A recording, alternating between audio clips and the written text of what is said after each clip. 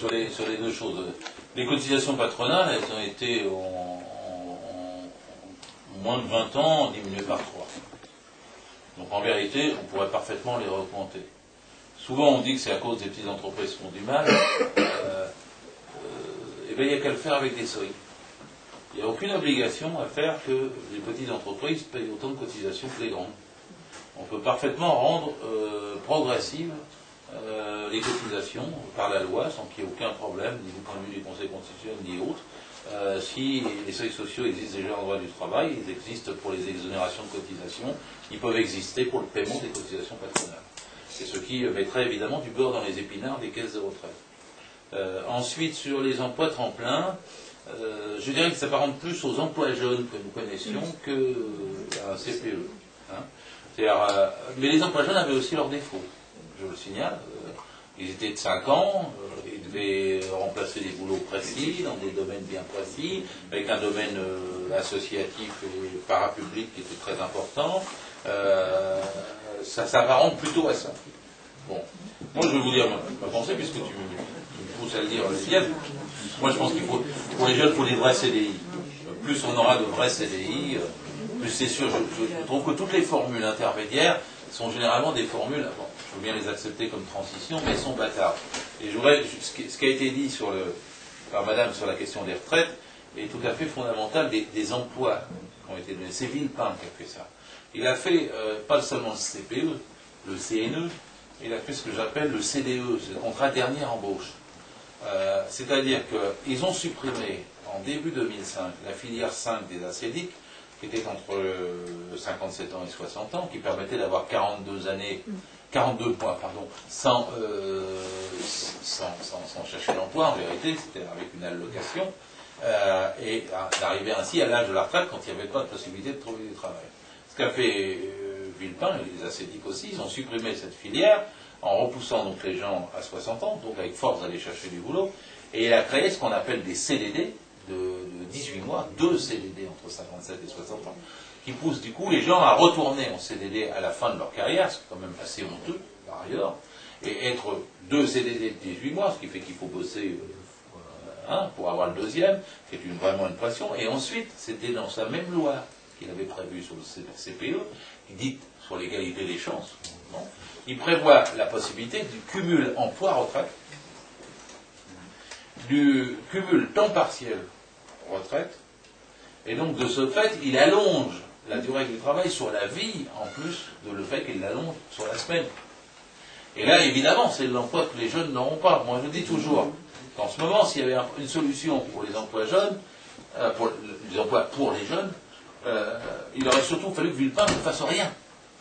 Parce que nous sommes dans une période là, depuis fin 2006, 2007, 2008, là où c'est ceux qui sont arrivés et sont nés après-guerre, vous en avez un exemple typique, je ne suis pas le seul, je crois, dans cette salle, qui doivent partir en retraite incessamment, et ça va être un gros départ massif au total, sur 2 ans, 2 ans et demi, de près de 450 000 emplois. Et vous savez, c'est simple, vous dites aux jeunes, vous rentrez en CDI sur le marché du travail à la place de ces gens-là. Mais ce que fait Villepin, c'est qu'il ne remplace pas les partants dans le public, mais même EDF fait pareil depuis qu'il y a des actionnaires. France Télécom a supprimé 16 000 emplois pour cette année et le début de l'année prochaine. C'est-à-dire qu'en fait, il ne remplace pas la Poste également, il ne remplace pas les partants. C'est-à-dire que là où on aurait d'un seul coup des dizaines de milliers, sinon centaines de milliers de places pour les jeunes, ils s'arrangent pour que les jeunes n'y aillent pas. Et en même temps, ils leur mettent le couteau sur la nuque. Allez-y donc en CPE, ou en précaire, ou en CDD. Et puis ils disent aux plus vieux, ils disent, et vous allez continuer, et en précaire aussi. Ce qui fait que dans les deux cas, c'est une volonté politique. C'est pas de poursuivre le chômage, mais de ne pas guérir le chômage. Je dis toujours ça parce que la précarité, vous savez, ça ne vient pas de la mondialisation. S'il y a des précaires, ça n'a rien à voir avec la mondialisation. C'est purement des mesures politiques françaises de chez Français, de gouvernement. Parce qu'il n'y a rien n'impose qu'il y ait tant de CDD, de saisonniers, d'intérimaires, etc. Ça n'a rien à voir. Je prends toujours l'exemple des femmes. Elles sont rentrées sur le marché du travail en France, dans les années 70 et les années 80, elles sont rentrées sur le marché du travail à temps plein.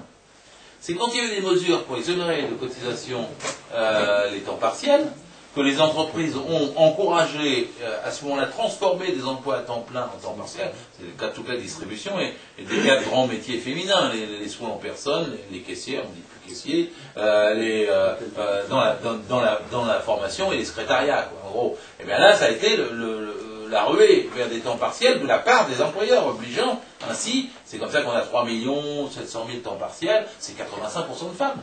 Bon, et c'est venu par des mesures politiques qui ont encouragé les temps partiels, fait des exonérations. Vous pouvez avoir les mêmes mesures politiques qui vous corrigent ça demain. Vous dites que les heures complémentaires sont des heures supplémentaires, vous dites que la priorité à l'embauche de quelqu'un à temps partiel, ça passe avant l'embauche de quelqu'un à l'extérieur à l'entreprise.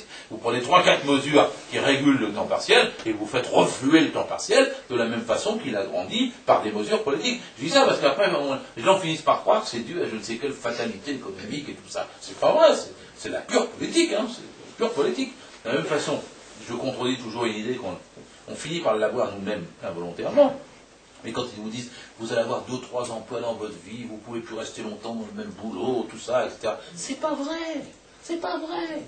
La moyenne de durée d'un CDI, en 1982, c'est-à-dire il y a 25 ans, c'était 9 ans et 5 mois. La moyenne d'un CDI, aujourd'hui, c'est 11 ans et 6 mois. C'est-à-dire qu'en vérité, ça s'est allongé. Ça s'explique, parce qu'il y a besoin maintenant de gens plus qualifiés, plus compétents, experts, polyvalents, etc., dans pratiquement tous les métiers, sous une forme ou sous une autre. Donc les gens restent plus longtemps. Sauf qu'au patronat, ça ne lui plaît pas. Parce que quand vous êtes en CDI, vous finissez un jour par demander une augmentation de salaire. Un jour vous avez moins peur, vous êtes là depuis 10 ans, et pour ça vous êtes capable de vous syndiquer, et même de faire grève. Là, le patronat il ne veut pas, parce que ça réduit sa marge de profit, donc il préfère vous mettre en menace la précarité que de laisser se développer le CDI. Il faut faire refluer le droit, et non pas développer le droit. Et moi je pense, au contraire de tout ce qu'il vous est dit, toujours, je pense que c'est le droit du travail qui crée le droit au travail. Eux, tous les jours, ils nous expliquent le contraire. Il faut diminuer le droit du travail, etc., pour permettre de l'emploi. C'est pas vrai.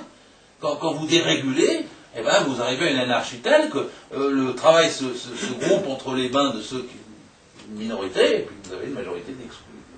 Donc ça, c'est vraiment des choses qu'il faut expliquer. Moi, je vois évidemment ça comme inspecteur du travail. En plus, il y a la fraude patronale. Bon, parce qu'il faut quand même dire les choses. Moi, on est 427 inspecteurs du travail pour 1 200 000 entreprises. D'accord ? On est moins nombreux qu'au début du siècle dernier. Parce qu'en 1910, il devait y avoir 110 inspecteurs du travail pour 3 millions de salariés. Et aujourd'hui, on est 427 inspecteurs pour 16 millions de salariés. Donc, vous voyez qu'on est moins nombreux, en vérité, c'est-à-dire que le droit est donc, dans son effectivité, comme on dit, moins appliqué. En 1910, vous aviez 3 lois fondamentales. Aujourd'hui, vous avez 400 lois dans le Code du travail. Bon, parce que il y a eu des progrès, comme dit l'autre. Bon, parce qu'eux, ils disent c'est pas bien qu'il y ait 400 lois. C'est trop compliqué le Code du travail. Trop compliqué le Code du travail. Enfin, c'est les mêmes qui nous ont soumis le traité constitutionnel européen. Au vote, ils ne le trouvaient pas trop compliqué. Le Code du travail, ils le trouvent trop compliqué. Et le trouvant trop compliqué, ils veulent le réduire, le simplifier. Bérou, il a dit qu'il faut le réduire à un code de principe. C'est la même chose que Parisot, quoi. Et donc, il n'y a pas besoin d'inspection du travail. C'est pour ça qu'on est si peu nombreux. Mais du coup, il y a une fraude considérable. Considérable. Moi, je le dis tranquillement. Il y a un patron sur 2 qui est un délinquant. Un sur 2. C'est la proportion, le métier en France où il y a le plus de délinquants. Et je ne dis pas le mot délinquant de façon polémique. Je ne dis pas contrevenant. Un contrevenant, c'est quelqu'un qui est en infraction pour une contravention. Je dis délinquant, c'est quand on fait un délit, c'est-à-dire qu'on commet un trouble à l'ordre public. Évidemment, faire travailler quelqu'un plus de 10 heures par jour, c'est un délit. Faire travailler quelqu'un plus de 48 heures, c'est un délit. Ça commet un trouble à l'ordre public, ça atteint à la santé de celui qu'on fait travailler, et ça atteint à l'emploi, donc à l'équilibre de la société. C'est comme ça que ça a été conçu notre ordre public social. Et maintenant, comme ils n'en veulent plus de cet ordre public social, donc la délinquance patronale, il ne faut plus d'inspection. Moi, je suis pour que les lois de la République s'appliquent au marché. Voilà.